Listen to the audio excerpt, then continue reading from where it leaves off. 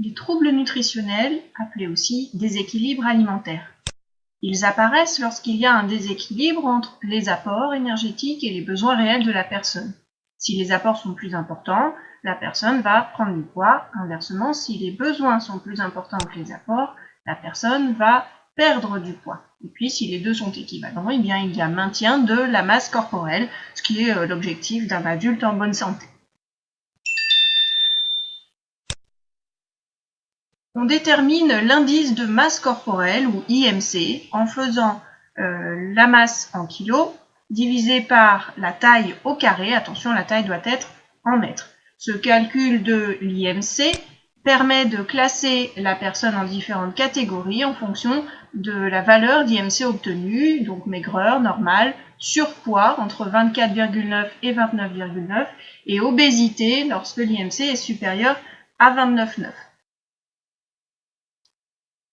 En France, l'obésité touche toutes les régions et touche de plus en plus les enfants. L'obésité est favorisée par les facteurs génétiques. Dans certaines familles, il y a une prédisposition à l'obésité. De même, un dérèglement hormonal peut survenir et entraîner une obésité. Mais le plus souvent, ce sont les mauvaises habitudes alimentaires associées à un sédentarisme, c'est-à-dire un manque d'activité, assez fréquent dans nos sociétés dites développées. Et donc, c'est ces facteurs-là qui sont le plus impliqués. On peut aussi citer des difficultés familiales, un décès, un divorce, ou des difficultés professionnelles, la perte de son travail, qui vont générer de l'anxiété. Et ces facteurs, ces difficultés psychologiques, sont souvent liées à la prise de médicaments qui font prendre du poids. Les conséquences pathologiques de l'obésité touchent à peu près tous les systèmes ou appareils, hypertension artérielle, athérosclérose, donc diabète, arthrose, cancer sont les principales complications.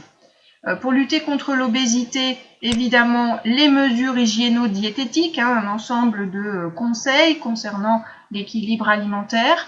Dans les cas les plus sévères, un traitement est possible, c'est la gastroplastie.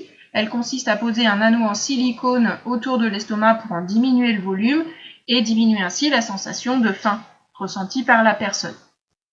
Donc là, il s'agissait de déséquilibre alimentaire par excès global, l'obésité. Voyons maintenant les déficits globaux, donc le marasme et l'anorexie. Donc le marasme, c'est une dénutrition en fait, qui touche essentiellement les enfants d'Afrique qui n'ont rien à manger. On voit bien une extrême maigreur puisque c'est l'ensemble des aliments et nutriments qui fait défaut. À droite, donc l'anorexie qui est une maladie mentale, ça touche en général des femmes dans les pays plutôt développés, et donc c'est pas un manque d'aliments, c'est une volonté, même si c'est plus ou moins inconscient, de ne pas manger, c'est une grève volontaire de l'appétit, donc c'est une maladie mentale.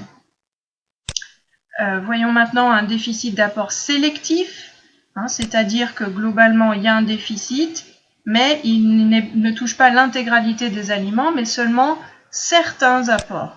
Donc le kwashiorkor, c'est un déficit en acides aminés essentiels qui touche essentiellement encore les enfants d'Afrique. Donc cette pathologie se caractérise par un abdomen gonflé, alors que vous voyez bien que l'enfant est tout maigre au niveau des bras, des jambes. Et c'est dû à un déficit en acides aminés puisque l'enfant ne mange pas assez de viande et sa masse musculaire du coup est touchée. On peut citer aussi le rachitisme, qui est une maladie liée à une carence en vitamine D et qui se caractérise par une fragilité des os. Et ça se traduit par une déformation, notamment au niveau des jambes. Ou encore le scorbut, donc qui est un manque de vitamine C, qui se traduit donc par une asthénie qui est une fatigue et surtout un déchaussement des dents et des hémorragies au niveau des gencives. Donc pour conclure, les déséquilibres alimentaires ou troubles nutritionnels peuvent être classés en deux catégories, des excès ou des déficits. Et à l'intérieur de cette catégorie, on peut définir des déficits globaux ou sélectifs avec des exemples de pathologies ici. Et puis l'obésité à l'inverse, qui est un excès global alimentaire.